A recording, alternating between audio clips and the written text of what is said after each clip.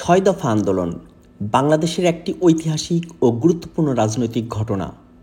1966 সালের 5 ও 6 ফেব্রুয়ারি পাকিস্তানের লাহোরে অনুষ্ঠিত বিরোধী রাজনৈতিক দলগুলোর এক সম্মেলনে আওয়ামী লীগের পক্ষ থেকে বঙ্গবন্ধু শেখ মুজিবুর রহমান পূর্ব পাকিস্তানের স্বায়ত্তশাসন প্রতিষ্ঠার লক্ষ্যে 6 দফা দাবি পেশ করেন।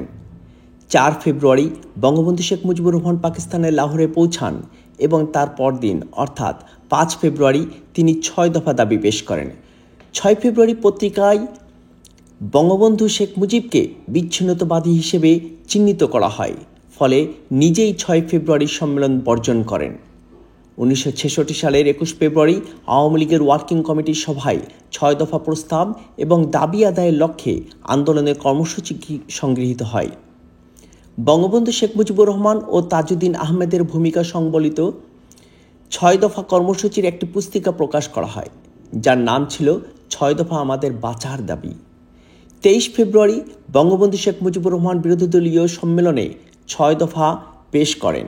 এরপর 18 মার্চ আওয়ামী লীগের কাউন্সিল অধিবেশনে বঙ্গবন্ধু শেখ মুজিবুর রহমানের নামে আমাদের বাঁচার দাবি 6 দফা কর্মসূচি শীর্ষক একটি পুস্তিকা প্রচার করা হয়।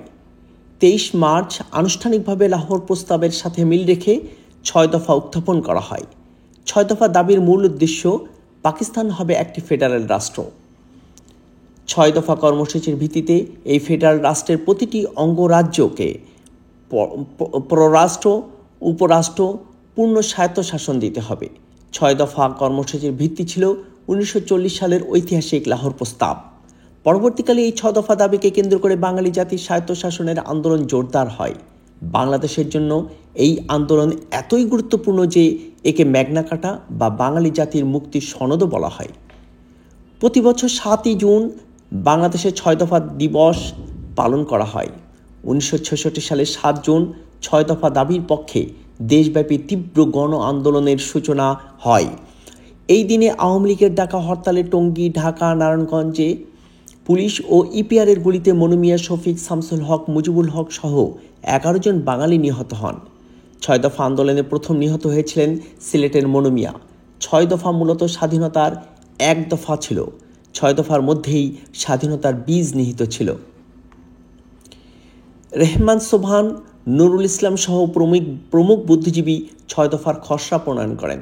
1966 সালের 6 দফা দাবিসমূহের ভিতরে যেগুলি ছিল তার প্রস্তাব 1 শাসনতান্ত্রিক কাঠামো ও রাষ্ট্রের প্রকৃতি, প্রস্তাব 2 কেন্দ্রীয় সরকারের ক্ষমতা, প্রস্তাব 3 মুদ্রা বা অর্থ সম্বন্ধীয় ক্ষমতা, প্রস্তাব 4 রাজস্ব কর বা শুল্ক সম্বন্ধীয় ক্ষমতা, প্রস্তাব 5 বৈদেশিক বাণিজ্য বিষয়ক ক্ষমতা, প্রস্তাব 6 আঞ্চলিক সেনাবাহিনী গঠনের ক্ষমতা।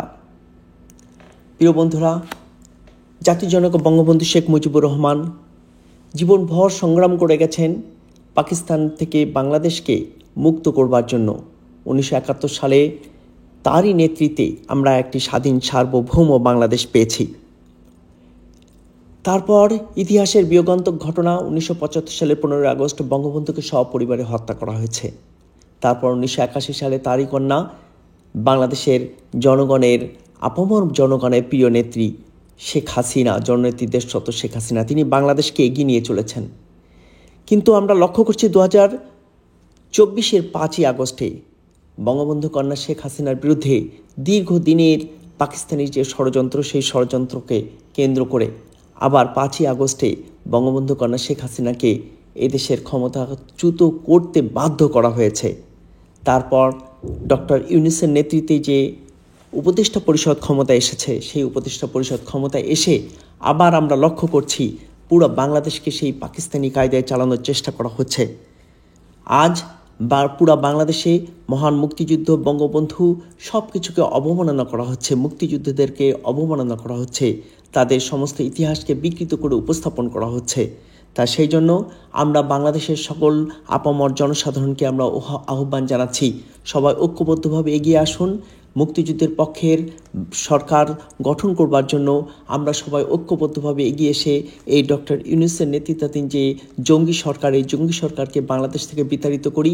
আবার আমাদের প্রিয় নেত্রী জননেত্রী দেশরত শেখ হাসিনার নেতৃত্বে একটি সুখী, সুন্দর, সমৃদ্ধশালী বাংলাদেশ গড়ে তুলি।